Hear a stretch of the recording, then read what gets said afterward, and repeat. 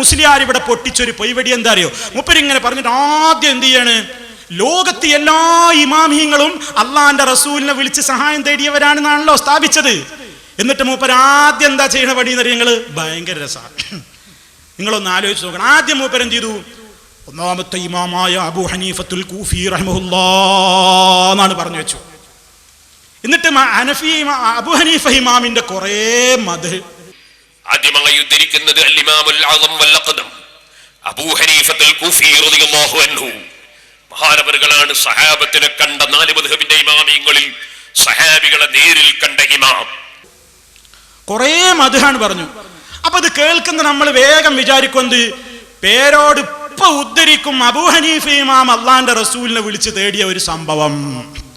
അതിങ്ങനെ കാത്തു കുത്തിരിക്കുമ്പോ മധുഹൊക്കെ പറയുന്നത് അബൂ ഹനീഫ ഇമാമിന്, എന്നിട്ടോ മൂപ്പരുവിനെ തെളിവുദ്ധരിക്കുന്നതായിരുന്ന അബൂ ഹനീഫ ഇമാമിന്റെ മദ്ഹബിൽ എന്ന് പറഞ്ഞിട്ട് ഹിജ്റ 681 മരണപ്പെട്ട ഒരാളുടെ കിതാബും. ആ ഇമാം അബൂ ഹനീഫത്തുൽ കൂഫി റളിയല്ലാഹു അൻഹുവിന്റെ മദ്ഹബിലെ ഏറ്റവും പ്രധാനപ്പെട്ട കിതാബാണ്, എല്ലാ ആളുകൾക്കും അറിയാം, ഫത്ഹുൽ ഖദീർ അലൽ ഹിദായ. ഈ ഫത്ഹുൽ ഖദീറിൽ മഹാനായ ഇബ്നുൽ ഹുമാം റളിയല്ലാഹു അൻഹു പേരോട് എഴുതിയതാണെന്നൊന്നും തെറ്റിദ്ധരിക്കണ്ട. ഹിജ്റ 681 വഫാത്തായ ഇമാം ഇബ്നുൽ ഹുമാം റളിയല്ലാഹു അൻഹു ഹനഫി മദ്ഹബുകാരനാണ്. മഹാനവർകൾ എന്താണ് പറയുന്നതെന്ന് കേട്ടോളൂ. അവിടെ പറഞ്ഞാ പിന്നെ അബൂ ഹനീഫ ഇമാമിന്റെ മദ്ഹ് പറഞ്ഞാ പിന്നെ എത്ര എളുപ്പാ പേരോടെ. അബൂ ഹനീഫ ഇമാമിന്റെ ഒരു ഉദ്ധരണി ഞാൻ വായിച്ചാ പോരെ? അബൂ ഹനീഫ ഇമാം അള്ളാന്റെ റസൂലിനെ വിളിച്ച് സഹായം തേടിയതാണ് കാണിച്ചാ പോരെ, കഴിഞ്ഞില്ലേ? പക്ഷേ മൂപ്പരിക്കത് കിട്ടണ്ടേ? ഇപ്പൊ കേറിയതല്ല വെള്ളത്തിന്ന്, കിട്ടണില്ല. അപ്പൊ കിട്ടിയതെന്താ? കിട്ടിയത് വെച്ച് കാച്ചി. അതെന്നാ? അത് ഹിജ്റ 681 മരിച്ചു പോയിട്ടുള്ള ഒരു പണ്ഡിതൻ എഴുതിയിട്ടുള്ള ഒരു കിതാബ്. അതുകൊണ്ട് കാര്യമുണ്ടോ? ഇനി നിങ്ങൾ ചിന്തിച്ചു നോക്കൂ. രണ്ടാമത് മൂപ്പർ എന്ത് ചെയ്തു? ഇമാം മാലിക് റഹ്മത്തുള്ളാഹിയുടെ മദ്ഹ് പറഞ്ഞു. ഇനി ഞാൻ മാലിക്കി മദ്ഹബിലേക്ക് കടക്കാം. രണ്ടാമത്തെ ഇമാമാണ് ഇമാം മാലിക് റളിയല്ലാഹു അൻഹു. സഹോദരന്മാരെ, സഹാബത്തിനെ കണ്ട താബിഈകളിൽപ്പെട്ട നാഫി റളിയല്ലാഹു അൻഹുവിനെയും സാലിം റളിയല്ലാഹു അൻഹുവിനെയും കാണുകയും മനസ്സിലാക്കുകയും മദീനത്തെ പള്ളിയിൽ ഇരുന്ന് ദർസ് നടത്തുകയും ചെയ്ത മഹാനായ ഇമാം മാലിക് റളിയല്ലാഹു അൻഹു ശാഫി ഇമാം റളിയല്ലാഹു അൻഹുവിന്റെ ഉസ്താദാണെന്ന് പറയുമ്പോൾ പിന്നെ മഹാനവറുകളെ വിവരം പറയണോ? ആ മാലിക് ഇമാം റളിയല്ലാഹു അൻഹുവിന്റെ മദ്ഹബ് എന്താണ്? അപ്പൊ കേൾക്കുന്ന ആൾക്കാരൊക്കെ വിചാരിക്കുന്നു അതോ ഇമാം മാലിക് അങ്ങനത്തെ മാലിക്, മദീനയിലെ മഹാനായ പണ്ഡിതൻ, റസൂൽ സല്ലല്ലാഹു അലൈഹി വസല്ലമിനെ സ്നേഹിച്ച പണ്ഡിതൻ എന്നൊക്കെ പറഞ്ഞ് മാലിക് ഇമാമിന്റെ മദ്ഹ് കുറേ അങ്ങോട്ട് പറയും. അപ്പൊ നമ്മൾ എന്ത് വിചാരിക്കും? നപ്പ പറയും ഇമാം മാലിക് റഹിമഹുല്ലാഹ് അള്ളാന്റെ റസൂലിനെ വിളിച്ച് സഹായം തേടിയ ഒരു സംഭവം ഒപ്പം പറയുന്ന വിചാരിക്കുക.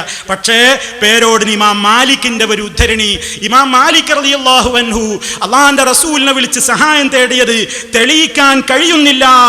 എന്നിട്ടോ ഹിജ്റ 737 മരണപ്പെട്ട ഇബ്നു ഹാജിന്റെ മദ്ഹൽ എന്ന കിതാബ് എന്നാ പിന്നെ വായിക്കുന്നത്. കബളിപ്പിക്കൽ.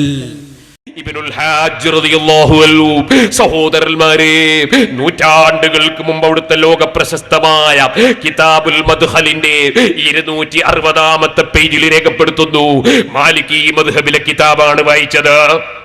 പിന്നെ മൂപ്പർ എന്ത് ചെയ്യാണ്?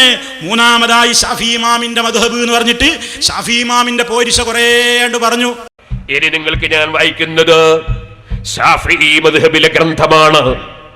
അപ്പൊ നമ്മൾ കേൾവിക്കാർ വിചാരിക്കും ഇപ്പൊ ഉദ്ധരിക്കും പേരോട് മഹാനായ ഇമാം ഷാഫി റഹ്മത്തുള്ളാഹി അലൈഹി അള്ളാന്റെ റസൂലിനെ വിളിച്ച് സഹായം തേടിയ ഒരു തെളിവ് ഇപ്പൊ പറയുന്നു വിചാരിച്ച് സിഡിയിൽക്ക് കണ്ണുന്നിട്ട് ഇങ്ങനെ കാത്തിരുന്നാൽ നിരാശയല്ലാതെ ഫലല്ല.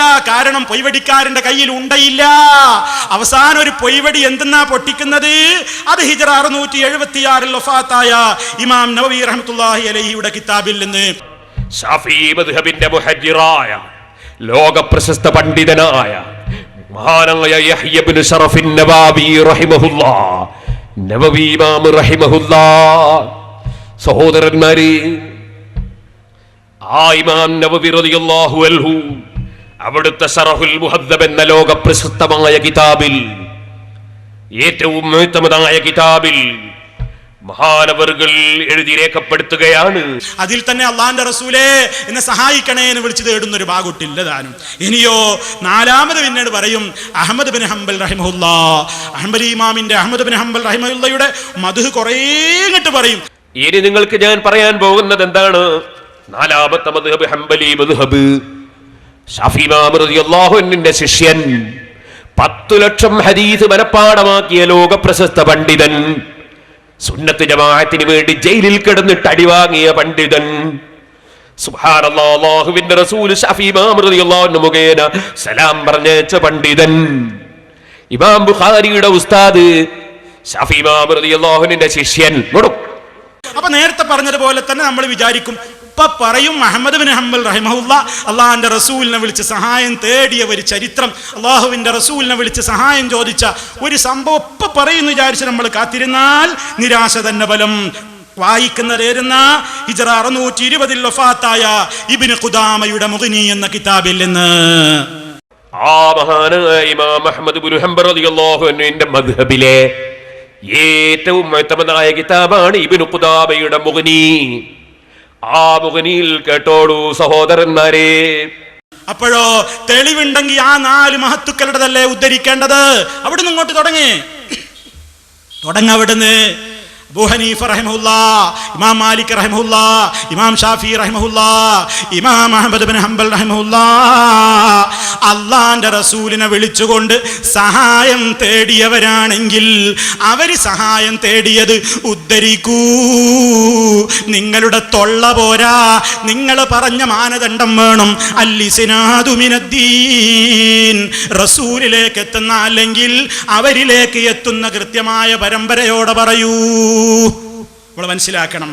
എന്നിട്ട് ഒരൊറ്റ നിലക്കും ഇവരൊന്നും പറഞ്ഞത് കിട്ടാല്ല. എന്നാ നിങ്ങൾക്ക് കേൾക്കണോ, ഒന്നാമത്തെ ഇമാമായ ഇമാം അബൂ ഹനീഫത്തുൽ കൂഫി റഹ്മത്തുള്ളാഹി അലൈഹി, അദ്ദേഹത്തിന്റെ ശിഷ്യന്മാരും ഒക്കെ അള്ളാന്റെ റസൂലിനെ വിളിച്ച് നേരിട്ട് സഹായം തേടുന്നതിന് അവിടെ നിൽക്കട്ടെ, അത് അല്ലാത്ത അതിൻ്റെയൊക്കെ നിസ്സാരമായിട്ട് പലപ്പോഴും നിങ്ങൾ പറയാറില്ലേ? എന്താ പറയാ?